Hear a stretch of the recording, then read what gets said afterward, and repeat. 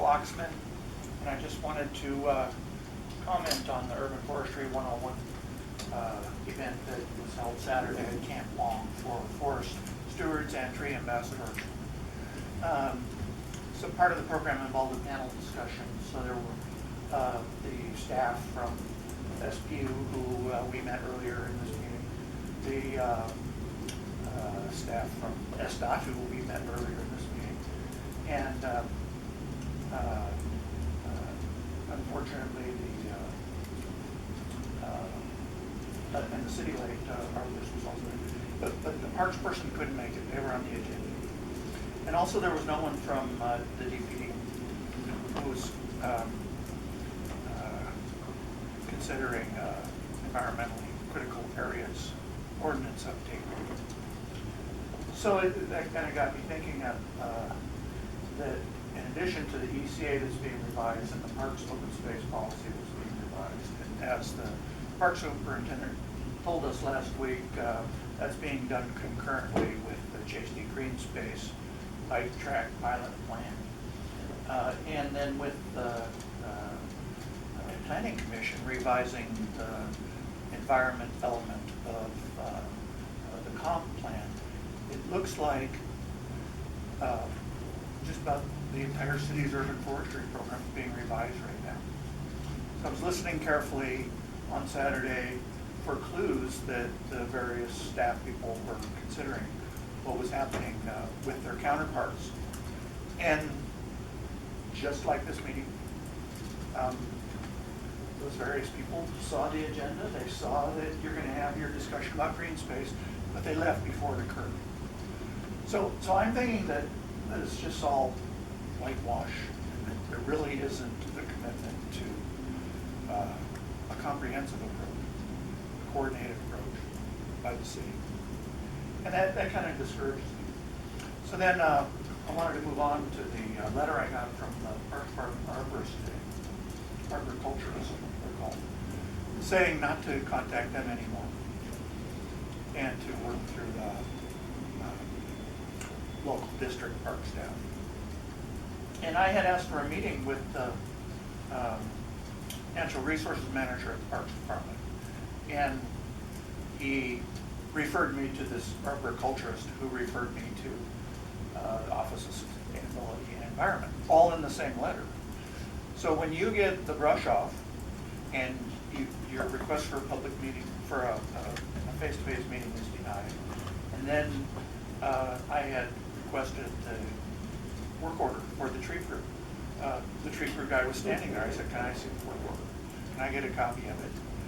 And he walked away during that discussion. And then later he came back, and he happened to be there, and told me, no, can't give that out. And then the arboriculturist today, in her letter, says, no, you'd have to file a public disclosure request. So as long as I'm going to have to file a public disclosure request to find out what the parks arborist was told to do to the trees down in Cooler Garden the day he was there, I may as well just ask for all of the tree crew work orders for 2013, say, or 2014.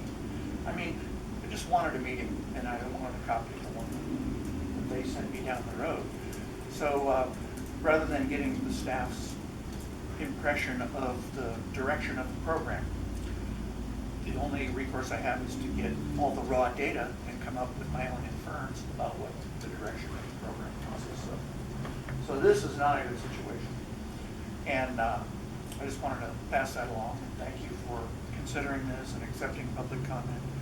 And also, there was one person at this Urban Forestry 101 who was new and had not yet applied for the Forest Steward Program or the Tree Ambassador Program. And I think he was a real inspiration. And I realized that he has a tremendous opportunity to help the citizens of Seattle develop an appreciation and come up with strategies to solve problems at the city and improve the structure and function of the urban forest. And while we're at it, the beauty also increased. So thank you for your role in doing that, because I think all the white papers that you've produced are really high-quality body of work so far, really comprehensive and thorough, exactly what we need. And now we need is just the wherewithal to. So thank you. So could you mention to the commission why you personally have an interest in Kubota Gardens? That might help to explain what you're asking for in the work order. What do you do at Kubota Gardens? Well, I'm a forest steward over there. About 10 or 11 years ago, I organized a plant industry work party where we had, I think, 9 arbors prune trees. And in fact, some of the people at that work party are there today pruning trees at Kubota Garden. And so I plant trees, and the Green Seattle Partnership has a set of specifications that don't include pruning trees, but I just got a lot of flack for criticizing and saying what I thought, and I just wanted to be able to say I actually have boots on the ground and have cleared about 1.5 acres of natural area over at Kubota Garden and planted about, I don't know, over 1,000 trees over there. So that's my interest. I just want to be part of the solution.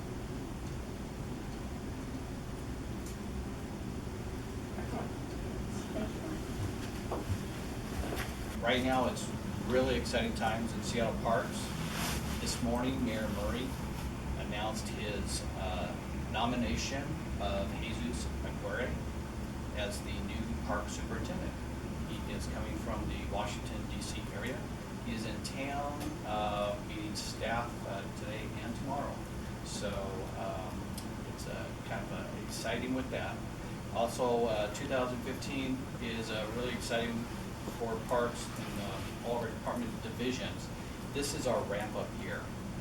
So all of our divisions are planning and updating the work plans and getting ready for our district startup in 2016. So if you're kind of confused on that, some of the divisions were granted a loan from City Council for 2015. So yes, the POP passed, but we do not receive any of our funds until the start of 2016. So it's like, what do we do in 2015? So right now we are ramping up. We're updating our work plans. We're updating our goals. We're getting ready to do our hiring process for a number of folks in different divisions, getting new equipment that we need, juggling some folks around to different offices, and just basically getting ready so that we're ready to go in 2016. So the Seattle Parks Natural Area Unit and our Green Seattle Partnership Group, we're gearing up as well. One of our first priorities this year is updating the Green Seattle Partnership's 20-year plan. So we're at that halfway point, and it's time to celebrate what has happened in the last 10 years. It's time to evaluate what has been done, all good work, all good work from the volunteers, the partners, the staff, to see where we're at with our goal. Evaluate our existing inventory and our sites, and to start planning for the next 10 years to figure out what we can do better, what we can improve on, what we've learned, so that we can move forward with a updated 10-year strategic plan that will have a 5-year CIP fiscal planning process so that it matches in with our new Parks District asset management system for the rest of the board.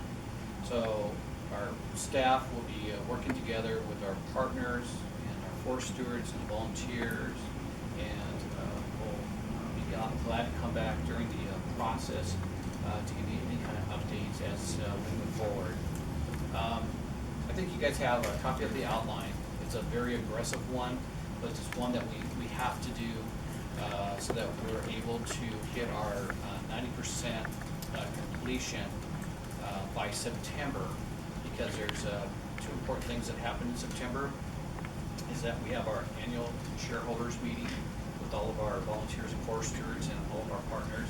So we want to share with them some of the things that we've been working on with our staff and our partners throughout the year.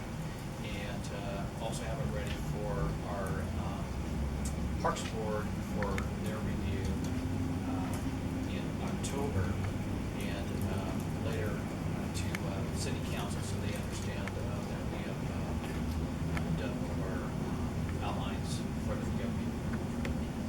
Oh yes, and we'll bring it back to the Forest Commission as well in September, so that we're right in line with the Parks Board and the Forest Commission, so you can see where we're at, so you guys can have a chance to review it. But we'll be glad to come back April, May, June, anytime for any updates as you feel.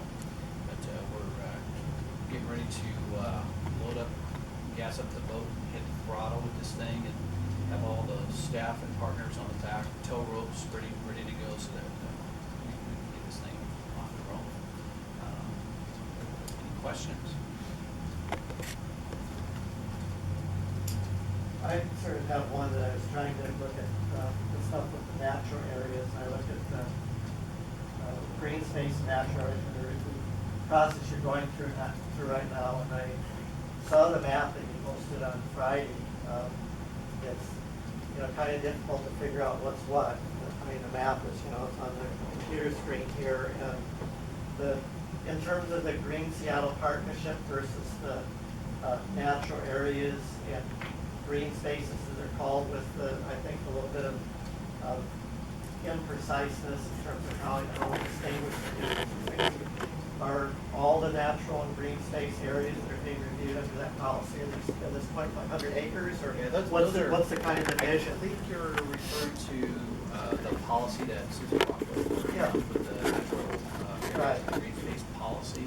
So all of our GSP sites are in a GIS format and have been basically pointed. So they're pretty accurate that we have, and it's on our Green Seattle Partnership website. I think Suzanne is using some of our data and using that as like a representation. So there's got to be some coordination there, I think, to help her better get some accurate spaces of some of the green space and some of our areas so that they match. I'm trying to figure out what is the Yeah. distinguishment Yeah. here Yeah. between them. So, did I hear correctly that you're saying if this plan is going to have any effect on the superintendent use guidelines? Is that your question? Well, it seems that again, it's sort of we get these references to acreage, it's trying to correlate which fits under which issue. Is the 2,500 acres I that see. you're restoring, So- are those, how much of that falls under what she's reviewing in the natural areas green space, or is it, is there some number broken out, like 50% of it's in what she's reviewing, or? Yeah, I can't answer to that right now because it's a different format that she's working on. I know she's looking at it citywide, and I'm not sure if she's included like right away or other city properties other than parks. It's just park. Versus It's just parks. My guess that we should clarify is that everything GSP is gonna fall into that category, but there might be some additional areas considered natural areas or green spaces that may not be part of GSP. So there might be, cause some of the areas that have not been, at least historically, included in this plan have been other big, and I think she even referenced this, some other big grassy open areas that will never support tree canopy, or if there was a big open, like green lake, the lake itself, or like pieces that might still be considered natural areas but aren't. There's like a property in the parks property in the southeast that's a landfill, was a former landfill. Genesee. Yeah, right. So it looks like you have big open land, you might put trees there, but you're not gonna put trees there. So, but last week, they talked about this, and the GSP, it's kind of like this, like you were saying, it's a map thing. So GSP also includes, like, along the Burke-Gilman Trail, right? That's included in it, but that's not parks, open space. So there's open space, so it's not, the GSP kind of has that's why I think the numbers might be getting mixed up. They're different, it's different math. Does that make sense, Steve? Yeah, I mean, it's. I don't think you're gonna find a I place didn't get a exactly that sense- gets them all. I didn't get a clear sense when we have these different, we're throwing out different numbers, like restoring 2,500 acres of forested parklands. Then we have the natural areas and quote green spaces, and, Okay, there so is the last map. week they were really clear that green space is not the same as green belt or their natural areas. That they have a green space that could be in park property that is just green space within like a recreation area, and that's not, they were pretty clear, I thought they were clear about that. I think, so there, I think a good, now we're mixing it in with the classification system. So I think a great example would be Discovery Park, which is considered a regional park now. That's the new classification.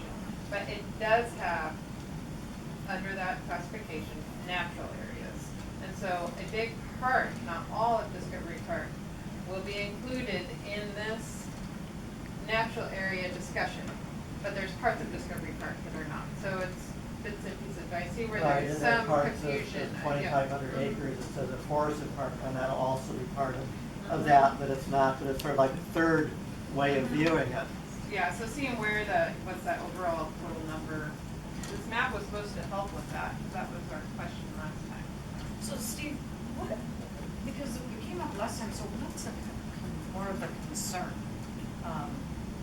Is that, because I can kind of read it a couple ways, is a concern that we need to check the funding for green spaces, that they get restored, that they also get planted? I think the biggest thing comes from the issue of the people out in the community that are concerned about it right now. It starts from Chief Steve, and it's what are the natural areas, or a space that, Chief Steve green space. It's defined. The terminology is a little bit vague because it kind of gets overlapping. Natural area, green space, there's sort of a general vision of it, and it's this thing of what is their policy going to be affecting. And the people who are looking at at Cheesty, the ones that are opposing what's going on with the mountain bike trail, are saying, well, there are these 795 acres that are classified as green space, and trying to figure out what future uses of those are. They feel that all the green spaces are threatened by that proposal right now, the way it's headed, and they're trying to figure out which areas are being covered. So for our notes, next time, can we define, just put in our notes, green space, green belt, natural, just so that there's, because I think they're getting mixed. And there is if we do go on that map, there's a distinction between areas maintained in a natural state, which is most of Discovery Park, and greater than 15 acres, and then another classification, which is natural area or green belt. And it's very interesting. What I would have thought was classified as natural area or green belt is not.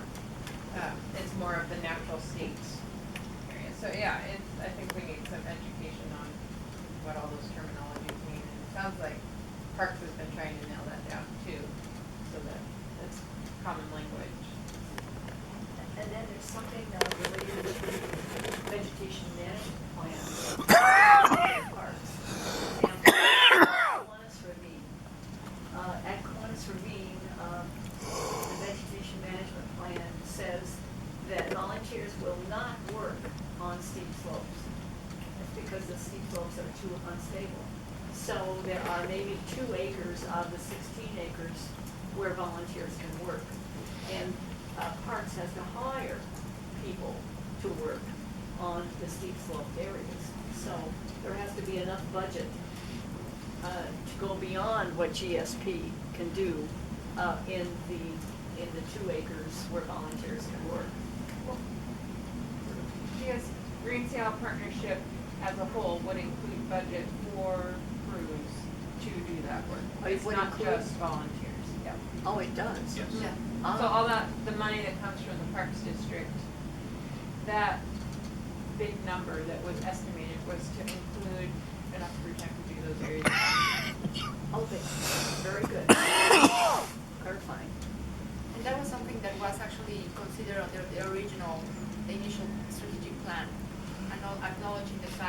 observes the different levels of invasive infestation, and that there are different topographic considerations. And all of that was somewhat, calculated into the mix. Okay. Yeah. Yeah. Just for reference, the 2,500 acres, that was identified way back in 2004 when they originally started the process with the Green Zone Partnership, where they identified the 2,500 acres of the 3,600 acres of parkland. So that's where that number came from. So I know there's a lot of numbers being thrown out, a lot of different maps being overlaid, and I'm sure it is very confusing, but I'll pass that on to other staff members as well. Specifically,